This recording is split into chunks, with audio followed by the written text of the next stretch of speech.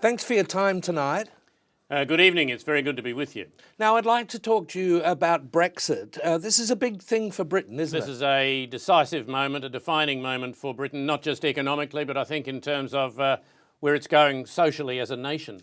Can you explain how the current situation actually developed? Yes. Well, in a nutshell, we had a Prime Minister who exhibited really essentially a failure of leadership. He had his own set of policies, his own set of aims. Not everybody, even in his own party, agreed with those aims. Hang on. This is in Britain? This is in Britain, yes. There was a right-wing group within his own party who was devoutly opposed to what he was trying to do. Then there were opportunists who were going to seize the day if they could.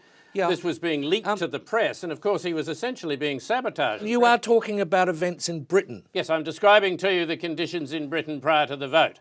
The Prime Minister was also a particular kind of Prime Minister. He came from a relatively privileged, wealthy background. His name was mentioned, albeit peripherally, in the Panama Papers. Hang on, with all due respect, I'm not asking about Australian politics. No. I want to know what's just happened in Britain. That's what I'm attempting to describe to you. This was a colossal miscalculation to go to a vote.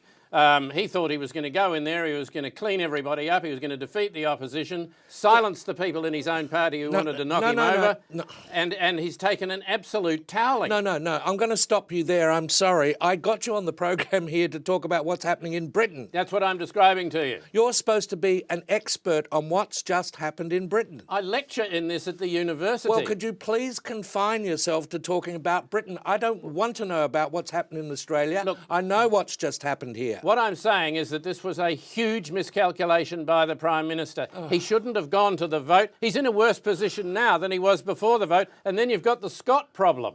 The Scott problem? The Scott problem, which is enormous. The Scott problem in Britain? The Scott problem has been festering for at least 3 years. Oh, this is hopeless. This is hopeless, really.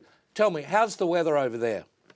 The weather? It's a bit cold and a bit wet. It was raining earlier. I don't want to know what's happening here. I want to know about Britain and the weather. I'm telling you what's happening outside.